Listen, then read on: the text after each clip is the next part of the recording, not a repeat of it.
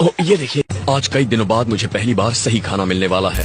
राम राम मंडळी. तर भैरव बाबाचं दर्शन केल्यानंतर खायला तिथं भंडारा असते. मग भंडारा सोडणारे आहो का आम्ही मस्तपैकी दणाके भंडाऱ्यामध्ये जेवण केलं. पण आता तुम्ही म्हणसाल फुकटच खाल्ले काय? नाही रे भाऊ, जे आपल्या ज्यानं होऊ शकते ते आम्ही नाही दिलं सुद्धा. इथून जायचं तर मनच नाही करवलं, पण काय कराल, भोले बाबाचा बोलावा आलता तर आलतो. आता पुढच्या वर्षी पण यायला पाहिजे. टेंट मध्ये आल्यानंतर चेंजिंग वगैरे केल्यानंतर रस्त्यानं चालता चालता मग तितक्यातच चक्करवाणी वाटलं. आणि पाहिलं तर पाणी एवढं थंड होतं की काय सांगा. पण गोळी घ्यायची होती तर मग गोळी घेतली आणि पाणी पिऊन निघालो. आणि हे खास आपल्या सागरसाठी. तर सागर नसला तर दिसली नसती केदारनाथची वाट. सागर तू आज खरंच सगळ्यांसाठी खास. इसकी बहन का बर्फ का पहाड़ मारू, बर्फ का पहाड़, बर्फ के पहाड़ पे बनाऊंगा बर्फ का गोला.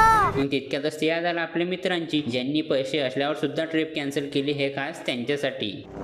हे मेरे उन दोस्तों के लिए जो बोल रहे थे कि ट्रिप पर जाके करेगा क्या, सिर्फ पैसे ही कमाएगा. तो देख ले भाई, ये होती है बर्फ. तूने तो कभी देखी नहीं होगी, तूने फ्रिज के सिवा कभी देखी नहीं होगी बर्फ. तो देख ले, ऐसी होती है बर्फ. और तू सिर्फ वीडियो देख ले. तर आजच्या पार्टमध्ये एवढंच. भेटूया नेक्स्ट पार्टमध्ये. तब तक के लिए जय हिंद, जय महाराष्ट्र.